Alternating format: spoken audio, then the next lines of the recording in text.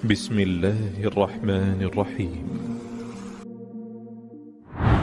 ایک ایسا پانی جس کے پینے سے انسان قیامت تک زندہ رہ سکتا ہے۔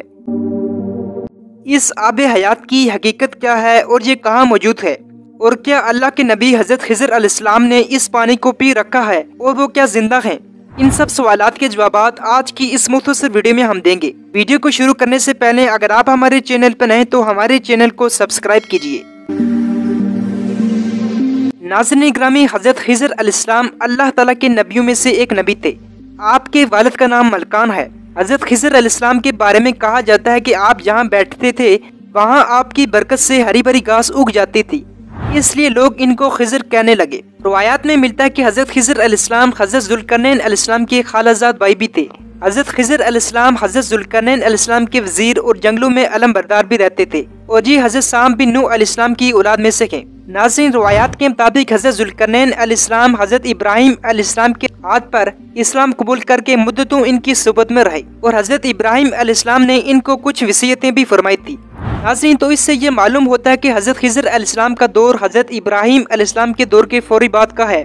اب یہاں یہ سوال پیدا ہوتا ہے کہ حضرت خضر علیہ السلام زندہ ہیں؟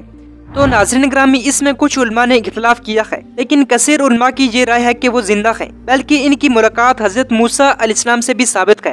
حالانکہ حضرت خضر علیہ السلام کا دور حضرت موسیٰ علیہ السلام سے کئی سو برس پہلے حضرت ابراہیم علیہ السلام کے دور کے فوراً بعد کا ہے۔ اسی طرح تفسیر روح البیان میں ہے کہ حضرت یوسف علیہ السلام جو کہ حضرت ابراہیم علیہ السلام کے پڑ پوتے ہیں، ان کے درمیان اور حضرت موسیٰ علیہ السلام کے درمیان 400 سال کا فرق ہے، تو اس لحاظ سے حضرت موسیٰ علیہ السلام حضرت خضر علیہ السلام سے تقریباً 600 سال بعد پیدا ہوئے۔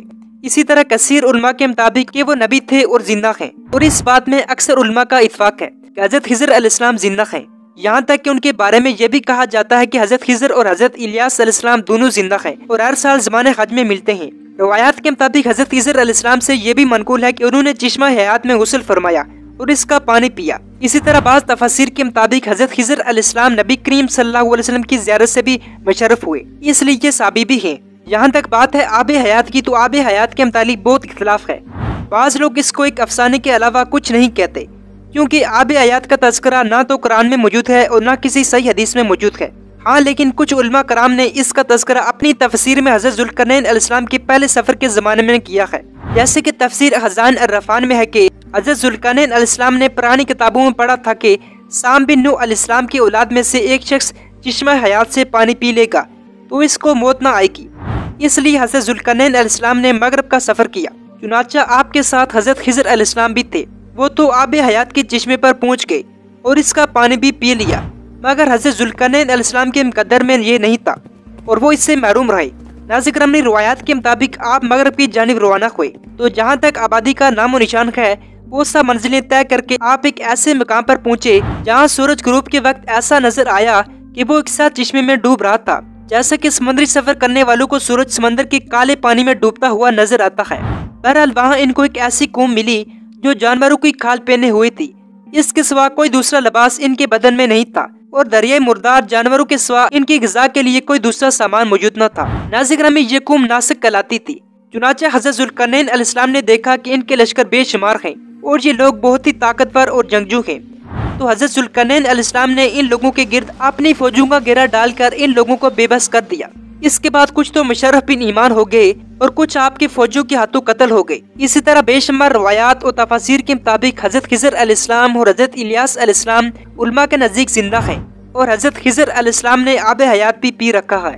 ناظرین گرامی، بہرحال ان تمام روایات کو مد نظر رکھتے ہوئے ہم یہ نہیں کہہ سکتے کہ آب حیات اس دنیا میں موجود ہے، کیونکہ اس کا ذکر نہ تو قرآن میں موجود ہے اور نہ کسی صحیح حدیث میں موجود ہے، اور بلا شبہ قرآن و حدیث میں لکھی گئی باتیں ہمارے لیے سب سے افضل اور بہتر ہیں۔ چونکہ آب حیات کا ذکر قرآن و حدیث سے ثابت نہیں، تو میرے نزدیک شاید یہ ایک کوئی افسانہ ہو، اللہ عالم۔ جہاں ہمیشہ کے لیے زندہ رہنے کی بات ہے تو وہ صرف اللہ تعالیٰ کی ذات ہمیشہ زندہ اور قائم و دائم رہے گی، کیونکہ ہر انسان جاندار کو موت آئے گی، جہاں تک کہ جو فرشتہ ہماری روح قبض کرتا ہے روز قیامت ان کو بھی موت کا سامنا کرنا پڑے گا، اور قرآن مجید میں بھی اللہ تعالیٰ نے اس بات کو کلیئر کر دیا اور ہر جاندار کو موت کا ذائقہ چکھنا ہے۔ اس آیت سے یہ بات ثابت ہوتی ہے کہ ہر انسان کو، ہر جاندار کو، ہر چیز کو موت کا ذائقہ چکھنا ہے، چونکہ ہم لوگوں کو فینٹیسی، وہمات اور خوابوں کی دنیا اچھی لگتی ہے اور ہمیں وہ چیزیں اچھی لگتی ہیں جن کا حقیقت سے کوئی بھی تعلق نہ ہو، اس لیے آئے روز بہت سے لوگ ایسی باتیں اپنی کتابوں میں لکھتے رہتے ہیں جس میں کسی قسم کی نہ تو کوئی اتھینٹسٹی ہوتی ہے اور نہ وہ چیزیں قرآن و حدیث سے ثابت ہوتی ہیں۔ بہرحال آب حیات کے بارے میں آپ کیا کہتے ہیں کامنٹ میں بتائیے۔